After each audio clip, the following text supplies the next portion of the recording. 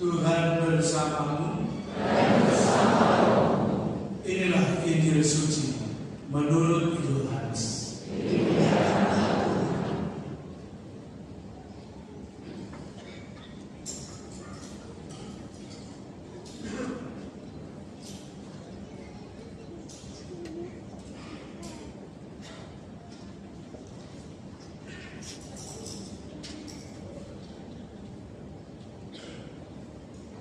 Ketika hari raya Paskah orang Yahudi sudah dekat, Yesus berangkat ke Yerusalem.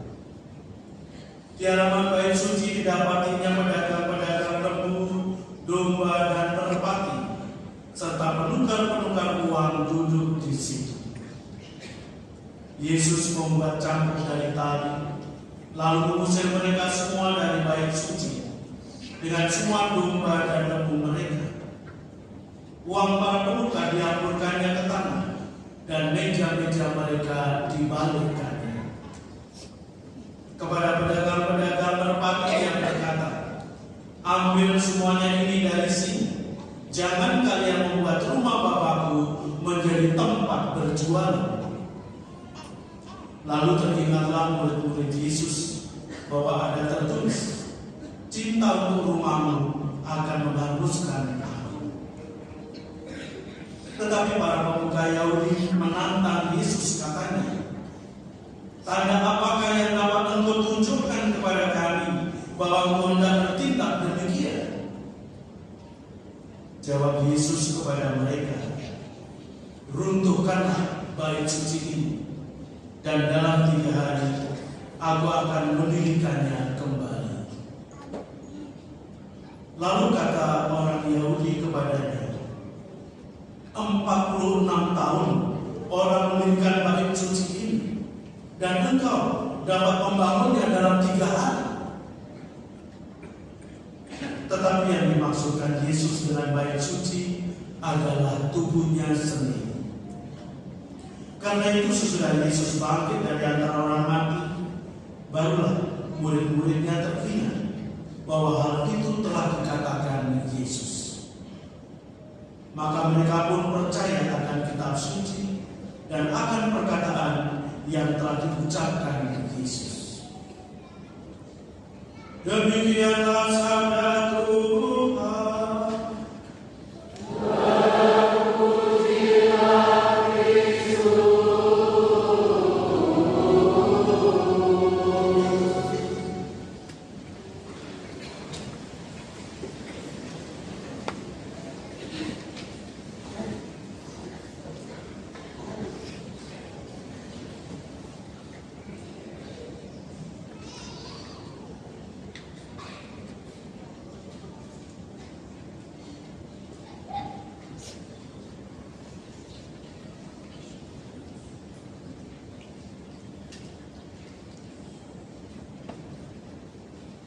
Karena usia dan usia saya yang paling muda dari antara semua usia yang ada di sini, maka saya diminta untuk berkhotbah pada hari ini. Selamat siang semua. Salam sehat. Salam sukacita penuh berkat. Ada seorang roh mulia Tuhan. Ada umat yang minta yang bisa tahu catatannya, ngomong kalau khotbah yang bisa lucu-lucu ya. Jadi cari paspor yang bisa lucu. Ini tanda untuk baru supaya calon imam juga ada yang lucu-lucu. Tapi jangan harap khotbah ini sebentar ada yang lucu. Kalau Paus Fransiskus katakan komedi para imam itu idealnya 7 sampai 8 menit. Dia tidak menyebut jumlah menit untuk khotbah paruh. Bisa 2 kali, bisa 3 kali. Tidak ada batas. Suatu kali ada seorang uskup yang berkhotbah, kata nama saya saja. Lalu dia sampaikan kepada umat, ada 3 jenis khotbah menurut lamanya. Dan ada harga setiap khotbah menurut lamanya. Khotbah 30 menit harganya 20.000. Khotbah 20 menit harganya 50.000. Khotbah 5 menit harganya 100.000. Hampir semua bayar 100.000. Dari mana yang sebentar. Saudara-saudara terkasih dalam Tuhan Yesus Kristus, pada hari ini, hari Minggu biasa, tetapi dalam liturgi adalah pesta pemberkatan Basilika Lateran. Satu perayaan yang mungkin tidak biasa dalam kalender gereja, karena perayaan ini tidak untuk memperingati satu peristiwa, juga tidak memperingati seseorang, katakanlah Maria dan sebagainya, tetapi sebuah bangunan Basilika Lateran di Roma. Ketika Kaisar Konstantinus Agung, putra Santa Helena, bertobat dan mengumumkan Edict Milano pada tahun 3013, perjanjian dari Kaisar Romawi Barat dan Timur untuk toleransi sesudah masa-masa sulit umat Kristen pada waktu itu, ia kemudian memusatkan perhatiannya pada pembangunan gereja-gereja yang indah. Kalau sebut gereja yang indah, ini juga gereja yang indah. Bentuknya seperti kapal, di dalamnya ada sepoci-sepoci. Jadi kalau ini kapal beneran, sepocinya ada di luar. Tapi tidak mungkin umat ada di luar, gitu ya. Ini semua saja. Basilika ini adalah yang tertua di antara 4 basilika utama di Roma dan menjadi yang disebut rumah resmi Paus, tahta uskup Roma. Banyak orang mengira Basilika Santo Petrus adalah gereja Paus, tetapi sesungguhnya Basilika Lateranlah yang merupakan gereja Paus, simbol persatuan seluruh gereja di dunia. Itulah sebabnya dia disebut Mater et Caput Omnium Ecclesiae, induk dan kepala semua gereja di dunia. Namun perayaan ini tidak dimaksudkan untuk memuja arsitektur dari bangunan Basilika Lateran. Gereja ini mengingatkan kita bahwa bangunan itu hanyalah lambang dari realitas rohani spiritual yang lebih dalam. Dan realitas itu adalah tentang umat Allah sendiri sebagai bait Allah yang hidup, tempat Allah berdiam dan berkarya. Karena itu kita diajak untuk merenungkan peristiwa hari ini dalam 3 dimensi berikut. Dimensi yang pertama berkaitan dengan keberadaan, untuk merenungkan gereja sebagai sungai kehidupan. Bacaan pertama, saudara-saudara terkasih, berbicara tentang membuat Yehezkiel. Yehezkiel adalah Nabi Israel pada fase akhir masa pembuangan, kira-kira pada tahun 393 sampai dengan tahun 371 sebelum Masehi. Pembuangan sendiri merujuk pada pembuangan Asyur pada tahun 721 sebelum Masehi, di mana kerajaan utara Israel ditaklukkan oleh Asyur, dan pembuangan ke Babilonia mulai pada tahun 397 sebelum Masehi, di mana penduduk kerajaan Yehuda diasingkan ke Babilonia oleh Nebukadnezar kedua. Dalam penglihatan Nabi Yehezkiel, sebagaimana kita dengar dalam bacaan pertama, air mengalir keluar dari bait Allah dan menghidupkan segala sesuatu yang disentuhnya. Dulu ada iklan di televisi, sumber air surga. Ini juga berbicara tentang air yang mengalir dari bait Allah dalam penglihatan Yehezkiel. Air itu adalah lambang kasih dan rahmat Allah yang mengalir melalui gereja untuk menyegarkan dunia yang kering dan anus. Gereja lahir dari luka kasih Kristus, dari aliran air dan darah yang memberi hidup bagi dunia. Santo Ambrosius menulis, dari sisi Kristus yang tertusuk mengalir sumber kehidupan. Dari situlah lahirlah gereja dan sakramen-sakramen. Bunda Teresa dari Calcutta juga mengungkap dengan indah bagi kita mencintai sampai terluka, love until it hurts. Dalam pengertian kesejatiannya tanpa ada esensi pengorbanan di dalam.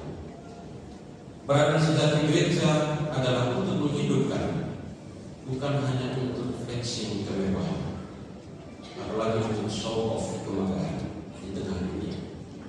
Ketika gereja berhenti mengalirkan rahmat, ia menjadi genangan yang beku.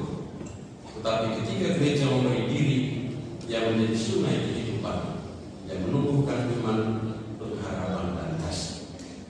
Itulah sebabnya gereja hadir untuk menghidupkan dunia, bukan untuk dirinya sendiri, melainkan untuk mereka yang haus akan kebenaran dan kasih. Dimensi kedua, saudara-saudari terkasih, adalah dimensi kehadiran tentang Kristus yang berada di tengah umatnya. Kehadiran adalah gestur utama Allah bagi kita.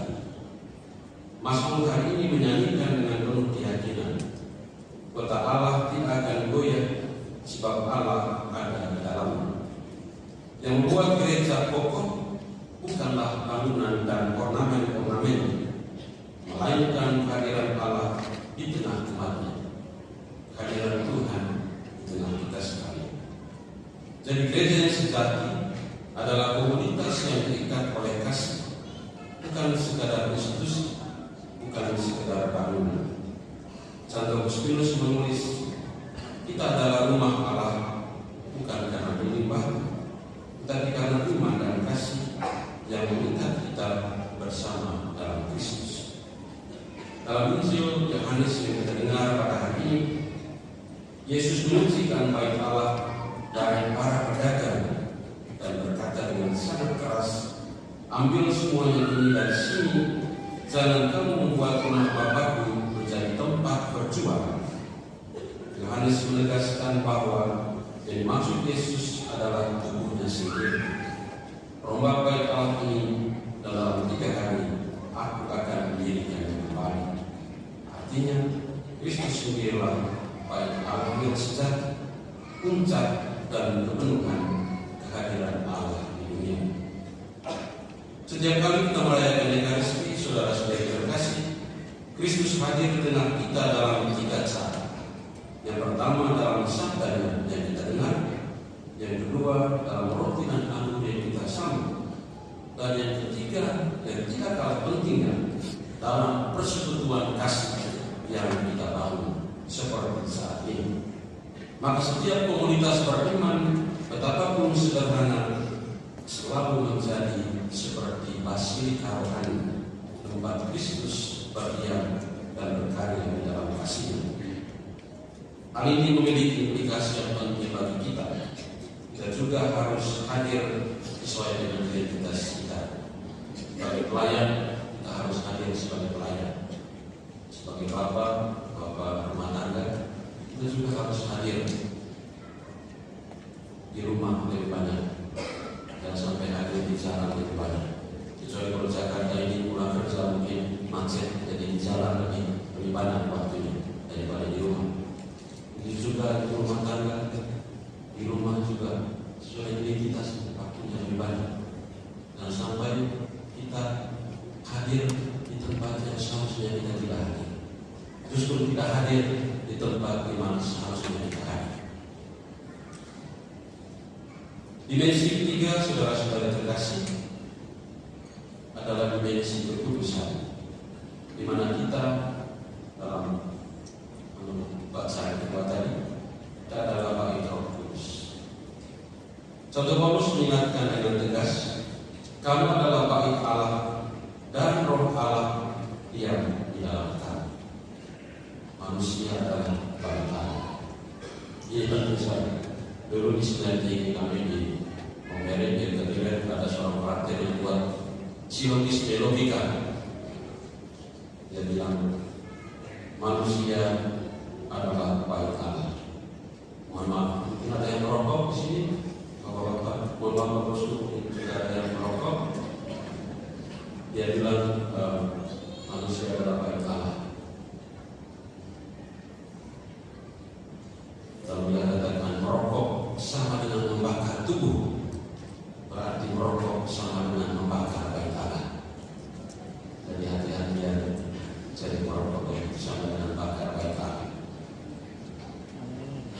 ini artinya bahwa gereja adalah kudus bukan karena bangunan yang mewah, tetapi karena umat menjadi tempat berdiamnya Roh Kudus, karena umat hadir di dalamnya, karena umat datang merayakan Ekaristi dengan penuh sukacita. Dalam penelitian University Center tahun 2005 ini, dia mencatat bahwa umat Katolik yang sering berdoa itu sekitar 51%, cukup banyak. Sedangkan kehadiran untuk misa mingguan hanya 29%. Bapak Ibu termasuk di dalam 29%. Sementara 11% lainnya menghadiri misa sekali atau ya sesekali lah, gitu ya. Sesekali, maksud sesekali dalam 2 tahun. Dan 27% sama sekali tidak hadir. Mereka hadir hanya dalam ibadah. Mungkin ini mereka yang masuk dalam umat Katolik di bawah tanah. Jadi tidak terkenal. Jadi kehadiran penting untuk menentukan bahwa kekudusan gereja itu juga ada di sana. Seperti yang dalam potensi pertama tadi itu, persekutuan umat itu juga menentukan. Jadi Yesus hadir itu juga dalam persekutuan umat beriman. Gereja menjadi kudus bila setiap anggotanya hidup dalam pertobatan dan kasih. Yesus menyucikan bait Allah dari pedagang. Kita pun diajak membersihkan bait suci, yaitu diri kita sendiri dari keserakahan, dari kebencian, dari ketidakadilan, dan mungkin dari persoalan-persoalan yang membuat kita tidak mengalami perjumpaan yang asli dengan Tuhan sendiri. Santo Yohanes Chrysostomos menyampaikan yang indah kepada kita, jangan banggakan tembok yang indah bila dalam dirimu sendiri engkau membiarkan kebobrokan moral. Paus Fransiskus juga mengingatkan kita, gereja yang sejati adalah rumah yang selalu terbuka, bukan istana yang tertutup, rumah penyembuhan, bukan tempat pengadilan atau penghukuman. Kekudusan sejati selalu terbuka dan menyembuhkan, yang menjelma dalam kelembutan, solidaritas, dan belas kasih kepada yang lemah. Inilah 3 dimensi penting yang perlu kita renungkan makna gereja yang sesungguhnya, di mana Tuhan hadir dan Dia berada atas dasar kasih, dan kita pun dipanggil untuk merawat kekudusan hidup kita, tiap-tiap pribadi, juga terutama kekudusan tiap-tiap keluarga, kekudusan komunitas, kekudusan gereja kita. Karena hari ini juga adalah misa Gotaus, sebuah gerakan untuk menolong, membantu para seminaris.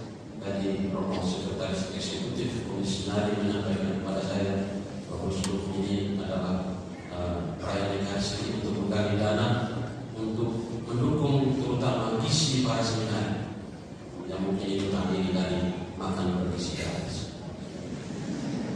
Jadi ini adalah misa Gotaus.